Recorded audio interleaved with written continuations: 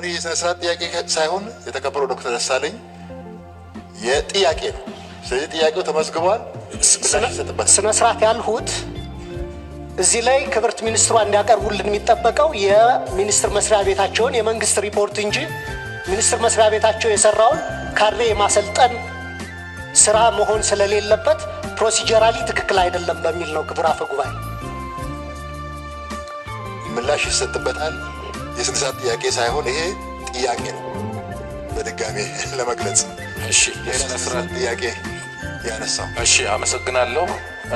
የተከበሩ አፈ ጉባኤ እኔ ማንሳት የምፈልገው የስነ ስርዓት ጥያቄ የአባላት ስነ ምግባር ደንብ ቁጥር 6/2008 ላይ ብዙ ጊዜ እዚህ ቤት የስነ ስርዓት ጥያቄ ሲጠየቅ የስነ ስርዓት ጥያቄው የሚጠየቅበት ቁጥር ተገልጾ ነው መጠየቅ ያለበት። ብዙ ጊዜ እየቀረበ ያለው እዚህ ቤት የስነ ስርዓት ጥያቄ እዚህ የተከበረ ምክር ቤት ላይ የስነ ስርዓት ጥያቄ እየተባለ እየተገባ ሌላ አይነት አሁን ቅድም እንደተነሳው አይነት በተደጋጋሚ የሚነሳበት ሁኔታ ስላለ ይሄ ምክር ቤቱ ቢያርመው ለማለት ነው። አመሰግናለሁ። አመሰግናለሁ። የተከበሩ አፈ ጉባኤ አሁን የተከበሩ የምክር ቤት አባል ያነሱትን ነው። የምክር ቤታችን በአሰራር ስርዓት ነው የሚመራው፣ ደንብ ነው የሚመራው። ማንም አባል የስነ ስርዓት ጥያቄ ያለ ብሎ ካሰበና ካመነበት ሀሳብ ማንሳት ይችላል። ነገር ግን በዚህ በ6/2008 የደንብ ቁጥር በየትኛው ላይ የተቀመጠው ሀሳብ ነው የተጣሰው የሚለውን ማመላከት አለበት። አለበለዚያ በዚሁ አቋራጭ ገብቶ ሌላ ጥያቄ ማቅረብ ራሱ የስነ ስርዓት ችግር ስለሚያመጣ የተከበሩ ዶክተር ደሳለኝ ያነሱት በዚሁ መታረም አለበት ለማለት ነው። ክቡር አፈ ጉባኤ ስሜ ስለተነሳ ሪያክት እንዳደርግ ይፈቀድልኝ። አሁንም ስነ ስርዓት ለምንድን ነው ምንም እጅም ሳይነሳ? ይሄ እኮ ፓርላማ አባል የተሰበሰበበት ፓርላማ ነው። እንደው ዝም ብሎ ሰው ተገናኝቶ ድምፅ የሚያሰማበትም አይደለም። እጅ ማንሳት፣ እጅ አንስቶ እድል ሲሰጥ መናገር ነው። ስነ ስርዓት እኮ ይሄ ነው። አሁንም እድል ልሰጠው እችላለሁ፣ ግን ተመሳሳይ አስተያየት እንደሚሰጡ ነው እርግጠኛ ነኝ።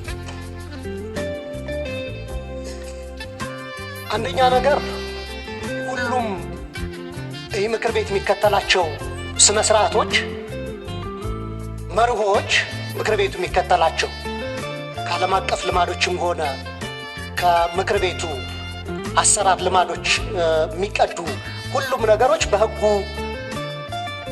ተካቷል ተብሎ አይታሰብም። ሁለተኛ ያነሳሁት ጥያቄ ቤዚክ የፕሪንሲፕል ጥያቄ ነው። ሕጉ ላይ ሕገ ደንቡ ላይ ይህንን ጉዳይ ኤክስፕሊሲትሊ ዲል አያደርገውም ማለት ግን የፓርቲና የመንግስት ስራ ተቀላቅሎ ሲቀርብ ምክር ቤቱ ዝም ብሎ ይቀበለዋል ወይም ደግሞ አስተያየት ሳይሰጥበት ያልፋል ማለት ስላልሆነ አንድ። ሁለተኛ አንድ የምክር ቤት አባል በሚጠይቀው ጥያቄም ሆነ በሚያነሳው ሀሳብ ሌሎች የምክር ቤት አባላት ተደርበው አይሰጡም የሚል አሰራር ስነ ስርዓታችን ላይ ያለና የተሰጠውም ነገር ትክክል አይደለም። ክቡር አፈ ጉባኤ ይህንም ማርሞት እንዲያልፉ ጠይቃለሁ። አመሰግናለሁ። እዚህ እኔ ምክር የሚሰጠው ማስተካከያ ሳይሆን ምክር የሚሰጠው ደንቡን በደንብ እንዲያነቡ ነው። የተከበሩ ዶክተር ደሳለኝ ለወደፊቱም ደንቡን በደንብ እንዲያነቡ፣ የስነ ስርዓት ጥያቄ ሲያነሱ ደግሞ አንቀጽ ጠቅሶ እንዲያነሱ። ፓርላማ አባል አንቀጽ ጠቅሶ ሕግ ጠቅሶ ነው የሚነጋገረው ማለት ነው። እንደዛ እንዲያደርጉ ለማሳሰብ ነው። ወደ ምላሽና ማብራሪያ እንገባለን።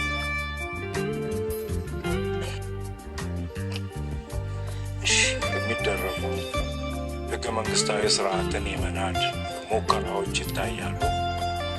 አንደኛ በጋዜጠኝነት ስም፣ በነጻነት ታጋይ ስም፣ በማህበረሰብ አንቂ ስም፣ በሰብአዊ መብት ስም፣ በአካባቢ ጥበቃ ስም በተለያዩ መንገዶች ህገ መንግስታዊ ስርዓትን ለመናድ የሚደረጉ ከውስጥም ከውጭም በመቀናጀት ሙከራዎች አሉ።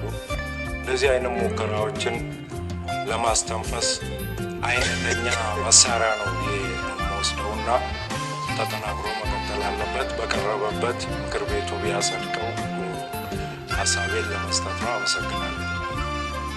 እናመሰግናለን። ሌላ አመሰግናለሁ የተከበሩ አፈ ጉባኤ።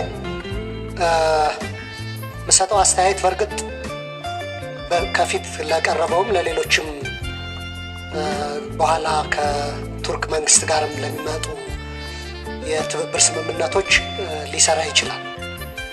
ሀሳቤ ምንድነው?